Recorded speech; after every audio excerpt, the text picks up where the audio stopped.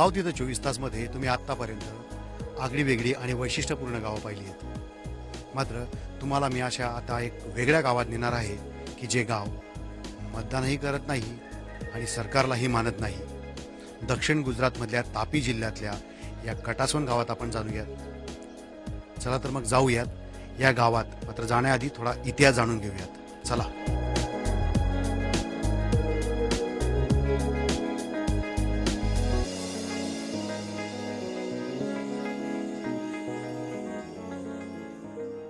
देशाला स्वातंत्र्य मिळवून 70 वर्ष झाली. मात्र या देशात अजूनही कानाकोपऱ्यात, कड्या कपाऱ्यात अनेक जाती जमाती आहेत ज्यांना स्वातंत्र्याचा अर्थ माहीत नाही.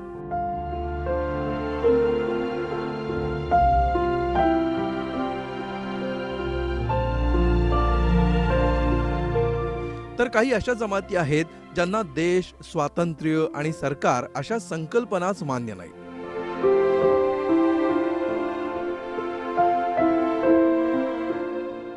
अशीच एक जमात गुजरातच्या आदिवासी भागात अस्तित्वात आहे. या जमातीला सरकारचं अस्तित्वच मान्य नाही. सती म्हणजे माता आणि पती म्हणजे पिता. सतीपती हे देशभरात विखुरलेले आहेत. मात्र सातपुड्याच्या पायथ्याशी दक्षिण गुजरातमधल्या नर्मदा, तापी, वलसाड आणि डांग जिल्ह्यांमध्ये हा समाज प्रामुख्यानं आढळतो.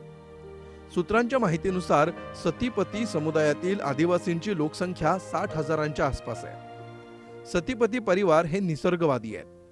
ते केवळ नैसर्गिक साधन संपत्तीवर विश्वास ठेवतात आणि निसर्गाच्या साधन संपत्तीवर केवळ त्यांचाच अधिकार असल्याची सतीपतींची धारणा आहे. या समाजातील लोक स्वतःला निसर्गाचे पुत्र मानतात आणि स्वतःला मूल निवासी समजतात.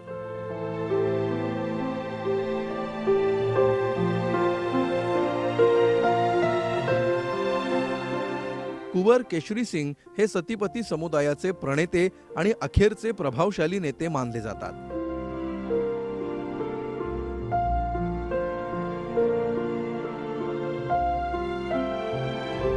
या परिवारातील आदिवासी जनता त्यांची देवासारखी पूजा करते. त्यांच्या स्मृती दिनाला मोठा सोहळा केला जातो.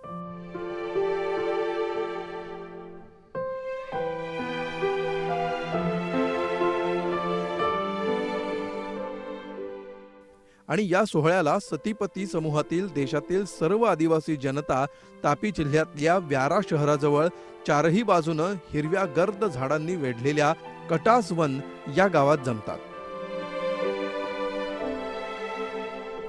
गुजरातसह महाराष्ट्र, छत्तीसगड, झारखंड या राज्यांमध्ये हा समुदाय पसरलाय.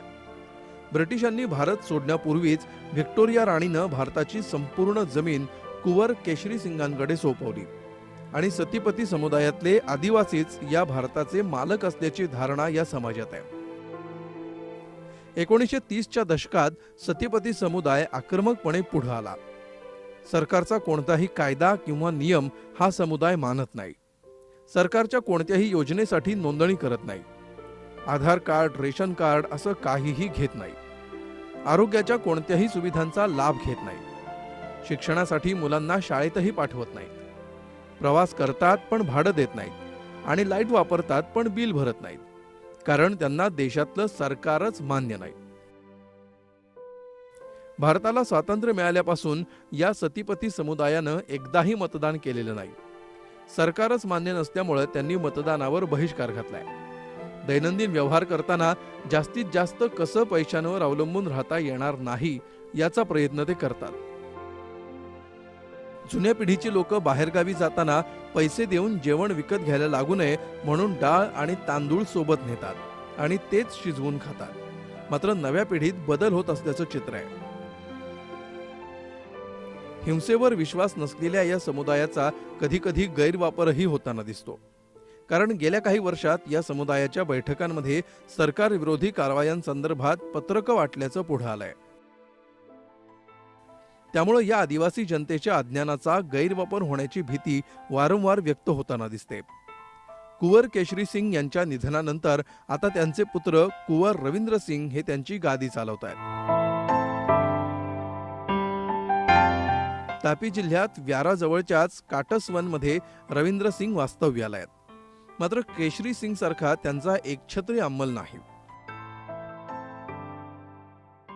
आता या समुदायात अनेक नेते निर्माण झाले असून त्यांच्या स्वतंत्र बैठका घेण्यात येतात. मात्र केशरी सिंगांविषयीचा आदर या समूहातल्या प्रत्येकाच्या मनात आजही तेवढाच आहे.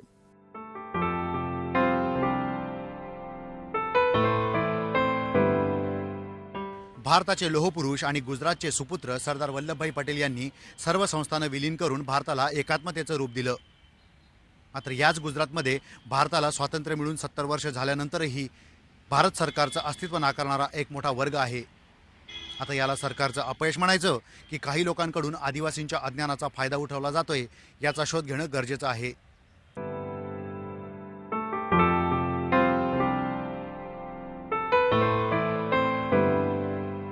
सरकारला न मानणाऱ्या सतीपती समाजाचे नेतृत्व जे करतात आणि काटस्वनमध्ये राहतात त्या रवींद्र सिंहांना आपण भेटणार आहोत. नेमकं त्यांची काय भूमिका आहे आणि त्यांना नेमकं सरकारची व्याख्या काय मांडायची आहे.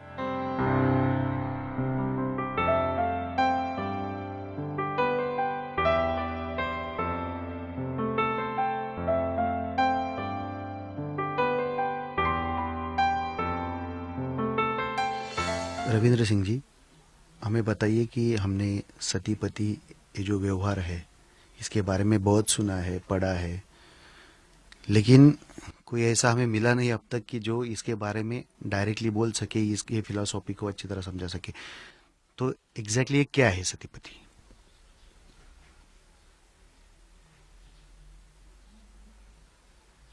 मैंने बोल दिया आपको. फिर से एक बार समझाइए मुझे. अभी नहीं समझाऊंगा. आपको पहले से बोल दिया, नो इंटरव्यू.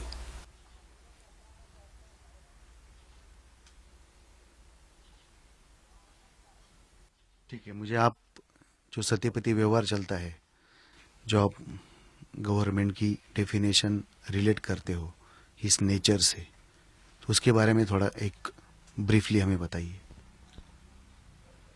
सभी एक ही है ना. मैं बोल रहा हूँ वो सभी एक ही है कि नो इंटरव्यू. फिर आप क्यों ये कर रहे हैं? कुंवर रवींद्र सिंग यांना कॅमेरासमोर बोलतं करण्याचा प्रयत्न केला. मात्र त्यांनी आदल्या रात्री जेवढी खुलेपणानं आमच्याशी चर्चा केली तेवढं ते आता बोलले नाही.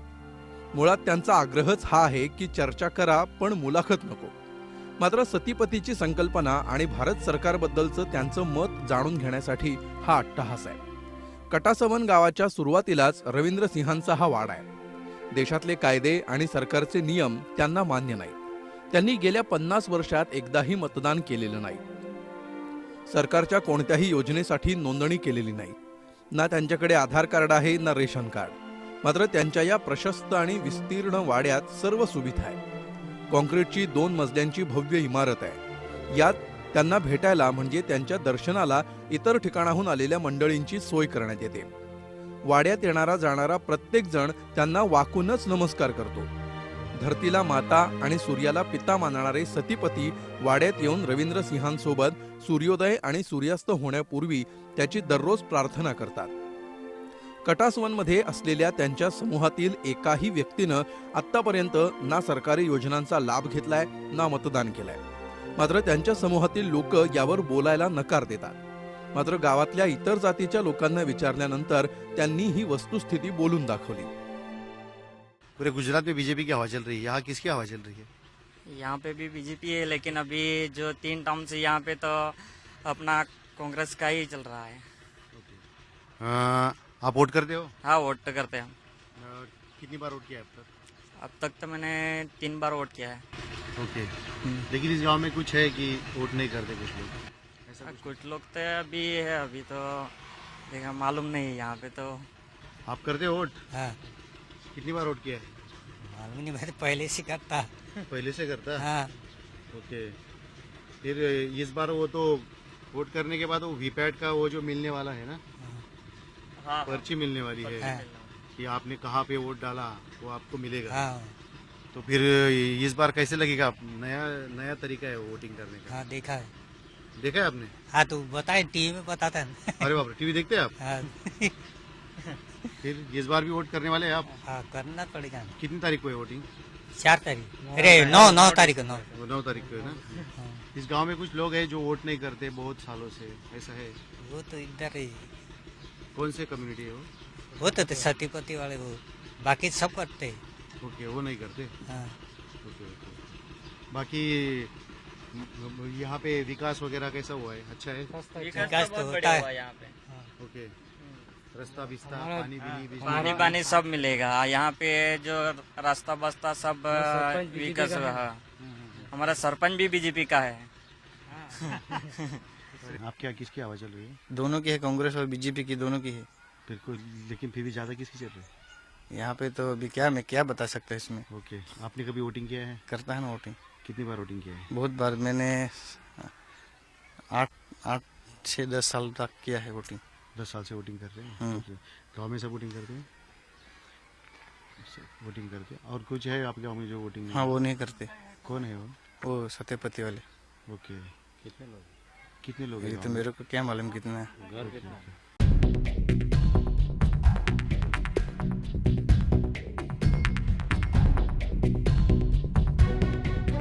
रवींद्र सिंहांनी आम्हाला स्वातंत्र्यपूर्वीपासूनची अनेक कागदपत्र दाखवली. त्याच्यावरून युक्तिवाद करत भारत सरकारच्या अस्तित्वावरच प्रश्नचिन्ह उपस्थित केला. यात त्यांनी सर्वात महत्वाची गोष्ट दाखवली ती म्हणजे चलनावरील नोंदींचा फरक. 1 रुपयाच्या आणि इतर नोटांवर लिहिलेला फरक त्यांनी दाखवला. 1 रुपयाची नोट ही भारत सरकारची आहे, तर इतर नोटांवर मात्र रिझर्व्ह बँक लिहिलंय. त्यांच्या म्हणण्यानुसार एकाच देशाच्या चलनावर अशा प्रकारे 2 वेगवेगळ्या नोंदी कशा असू शकतात, आणि याच मुद्द्यावरून ते सरकार म्हणजे एक फार्स असल्याचं नमूद करतात. कटासवन मध्ये 8वी पर्यंत शाळा आहे, मात्र सतीपती समूहातील मुलं क्वचितच शाळेत जातात. रवींद्र सिंह यांचं मात्र सुरतमध्ये LLB पर्यंत शिक्षण झालंय. एवढंच नव्हे तर त्यांनी वकिलीही केली आहे. त्यांनी नंतर आपली सनद परत बार काउन्सिलला सोपवली, कारण त्यांना सरकार आणि ही व्यवस्थाच मान्य नाही.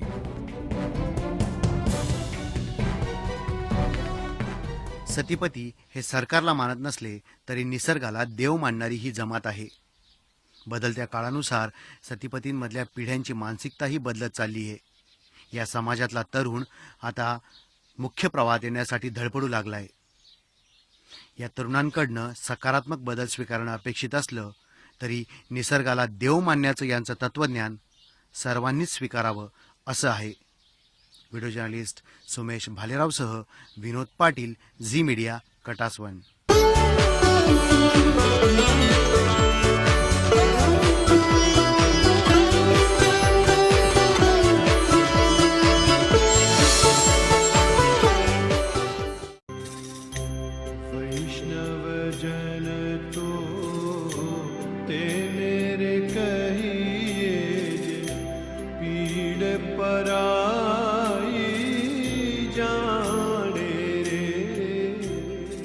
महात्मा गांधींबाबत सांगण्यासारखं बरंच काही आहे आणि काही नाही सुद्धा.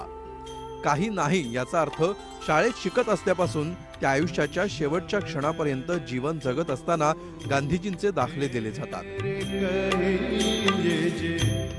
आणि आता तर राजकारणामध्ये गांधीजींच्या नावाची फारच चलती असल्यामुळं राजकारणी रोजच त्यांचं आत्मचरित्र उलगडत असतात. मात्र आम्ही गांधीजींचं तत्वज्ञान आणि त्यांची जीवनशैली याच्या पलीकडे जाऊन गांधीजींनी ज्या घरात जन्म घेतला, आयुष्याच्या सुरुवातीचा काळ घालवला, ज्या ठिकाणी त्यांना त्यांच्या आयुष्याची जोडीदार लाभली, अशा पोरबंदरमध्ये तुम्हाला नेणार आहोत. दक्षिण गुजरातच्या समुद्र किनाऱ्यावर वसलेल्या या शहरामध्ये गांधीजींचं घर कुठं आणि कसं आहे, त्याची अवस्था काय आहे, हे तुम्हाला आम्ही दाखवणार आहोत. आपण आता आलो आहोत पोरबंदर शहरातील गांधीजींच्या जन्मस्थळी. कीर्ती मंदिर असं या जन्मस्थळाचं नाव आहे. तर आपण आता आतमध्ये जाऊन पाहूयात नेमकं गांधीजींचं जन्मस्थळ कसं आहे.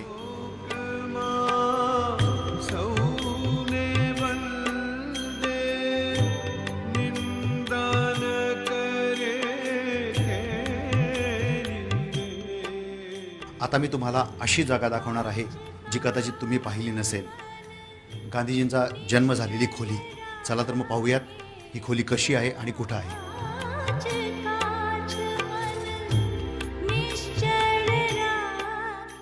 हीच ती गांधीजींची खोली ज्या ठिकाणी त्यांचा जन्म झाला.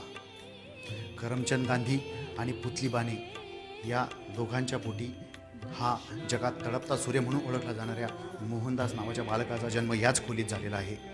गांधीजींनी आपल्या आयुष्याची सुरुवातीची जी वर्ष आहेत ती पोरबंदर आणि या घरात आणि या खोलीत घालवली.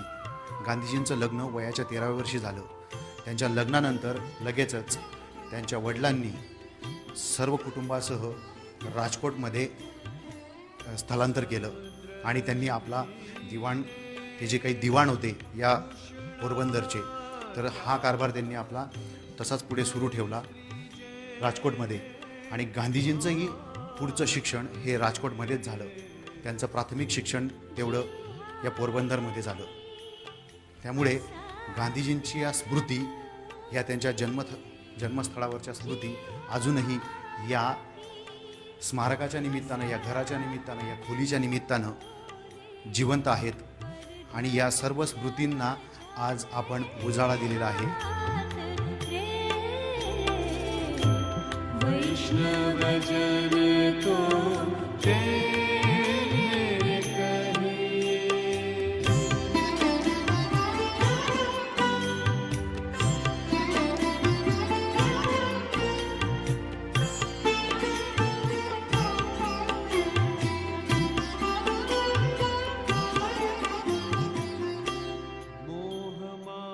गांधीजींचं जन्मस्थान असलेल्या या कीर्ती मंदिरात नेमकं कसं आहे इथलं वातावरण, इथं नेमकं कसं काम चालतं आणि याचं सर्व कारभार पाहणारे हर्षदभाई पुरोहित आपल्यासोबत आहेत. आपण त्यांच्याशी या सर्व गोष्टी जाणून घेऊयात. हर्षद भाई, हमें बताइए कि गांधी जी का जन्म यहाँ पर हुआ पोरबंदर में और ये कीर्ति मंदिर में, तो इसके बारे में हमें थोड़ी जानकारी दीजिए कि वो अपने उम्र के कितने साल यहाँ पे रहे और शुरुआती का काल कैसा, दौर कैसा रहा. गांधी जी का जन्म 1869 2 अक्टूबर को यहाँ जो है उसका गांधी जन्म स्थान लिखा हुआ है, वहाँ गांधी जी का जन्म हुआ. और गांधी जी उसके बाद 6-7 साल का था तब तक यहाँ रहा. उसके बाद पढ़ने के लिए वो राजकोट गए थे. उसके बाद जब गांधी जी की 13 साल की उम्र हुई, 13 साल की उम्र में गांधी जी के यहाँ शादी हुई. उसके बाद वो पढ़ने के लिए बाहर इंग्लैंड चले गए. मुझे बताइए कि गांधी जी राजकोट गए, फिर उसके बाद इंग्लैंड पढ़ने के लिए गए, उसके बाद वो अफ्रीका गए, वहाँ से आए, फिर मोहनदास करमचंद गांधी नाम का एक आदमी गांधी जी हो गए, महात्मा हो गए, राष्ट्रपिता हो गए. लेकिन वो जब महात्मा हुए उसके बाद वो पोरबंदर में कभी आए? हाँ, उसके बाद वो पोरबंदर में 1915 और 1928 में 2 बार पोरबंदर में महात्मा गांधी जी आए थे. रघुपति राघव राजा राम, पतित पावन सीताराम. आपण आता आलो आहोत गांधीजींच्या सासरी म्हणजेच कस्तुरबा गांधींच्या घराजवळ. कस्तुरबा गांधी ह्या गांधीजींच्या घराच्या मागच्या बाजूलाच राहायच्या आणि वयाच्या 13व्या वर्षापर्यंत त्यांचं इथं वास्तव्य होतं. सीताराम सीताराम. गांधीजींच्या घराच्या मागच्या बाजूला राहत असलेल्या कस्तुरबा गांधींचं घर पाहून मी अवाकच झालो. 2 माळ्यांची ही इमारत आहे. या घरात सर्व प्रकारच्या सोयी आपल्याला पाहायला मिळतात. या घरात बैठकीची खोली आहे, ओसरी आहे, स्वयंपाकघर आहे आणि शौचालय देखील आहे. आणि ही जी वास्तू आहे हिचं जतन अतिशय उत्तम पद्धतीने झालेलं आहे. त्यामुळे गांधीजी आणि कस्तुरबा या दोघांच्या स्मृती अजूनही चांगल्या पद्धतीनं जपल्याचंच इथं दिसून येत आहे. ईश्वर अल्लाह तेरे नाम सबको. गांधी जी से जुड़े हुए जो लोग थे, उनके बेटे, उनके पोते, वो कभी यहाँ पे आते जाते रहते हैं? कई बार आए हैं लेकिन बहुत से नहीं आए. उसका पोता अभी कन्हूभाई गांधी है जो दिल्ली में रह रहे हैं. बार बार कोई नहीं आया. मुझे बताइए हर्षद भाई, कालिदास मेहता जी ने जब स्मारक बनवाया तो हमने ऐसा सुना है कि ये स्मारक का उद्घाटन वल्लभ भाई पटेल जी ने किया था. हाँ, ये स्मारक का उद्घाटन अपना लोखंडी पुरुष जो कहलाता है सरदार वल्लभ भाई पटेल, उसके हस्ते अब की तरह रिबन काट के नहीं, लेकिन दरवाजे पे लॉक लगाया था. लॉक खोल के इसका ओपनिंग हुआ था. आपण पाहिलं की त्यांनी फार महत्त्वाची गोष्ट शेवटी सांगितली. उद्घाटनं भरपूर होतात, मात्र रेबीन भरपूर कापल्या जातात, मात्र त्याचं नंतर काय होतं ते सगळ्यांनाच माहिती. मात्र या स्मारकाचं उद्घाटन भारताचे लोहपुरुष आणि गांधीजींचे अत्यंत निकटवर्तीय वल्लभभाई पटेल यांच्या हस्ते झालं. मात्र ते रेबीन कापून नव्हे तर या घराचं कुलूप उघडून. Video journalist Sumesh भालेरावसह Vinod Patil, Zee media, Porbandar.